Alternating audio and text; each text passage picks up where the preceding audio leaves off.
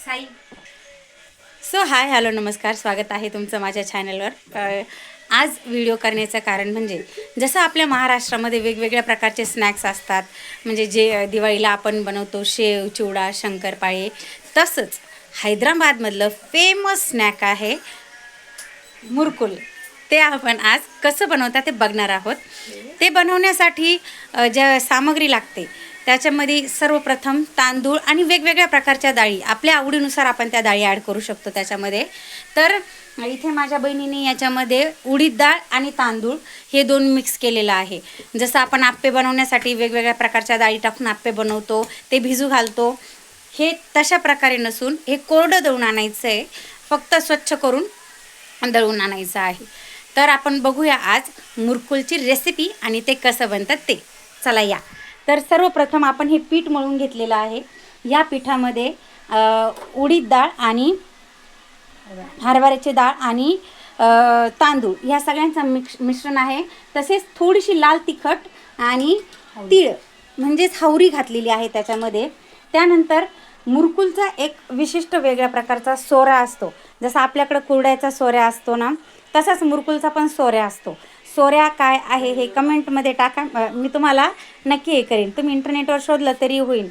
पण ह्या अशा प्रकारच्या सोऱ्या असतो. गावाकडच्या लोकांना माहिती आहे, कारण की आपल्याकडे कुरडया ह्या कंटिन्यू घरीच बनवल्या जातात. सो ह्या सोऱ्यामध्ये टाकून आपण ते मुरकुल बनवतो. आपल्याकडे वेगवेगळ्या प्रकारच्या चाळण्या असतात. याला पण एक चाळणी आहे ज्याला फक्त 3च छिद्र आहे. त्या 3 छिद्रातून आपण मुरकुल करतो. आपण जसं कुरड्या अगोदर करतो ना, तसं याला अगोदर न करता तुम्ही बघू शकता की जेव्हा आपण फ्राय करायला टाकलेलं असतं ना मुरकुल, जेव्हा आपण मुरकुल फ्राय करायला टाकलेलं असतं त्याच्या अगोदर ते झाऱ्याच्या पाठीमागच्या साईडनी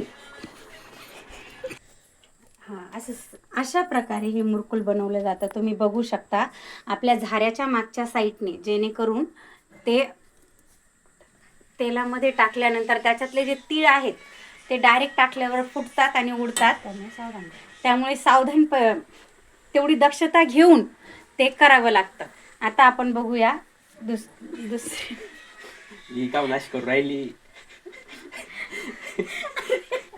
मोबाईल मध्ये काढते का या खाली तू आणि काही गाणे ना उघड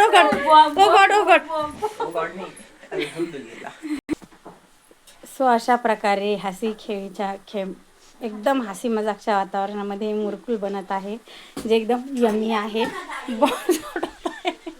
जसं मी म्हटलं की थोडीशी काळजी घ्यावी लागते.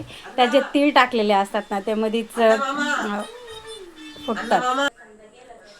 हे मुरकुल खूप क्रंची, एकदम कुरकुरीत, एकदम चवदार असतात. जसे आपल्याकडे प्रत्येक सणाला पुरणपोळी, भजे, कुरडई करतात, तसे हैदराबादमध्ये हे मुरकुल करतात. Too yummy. Good day, bye bye.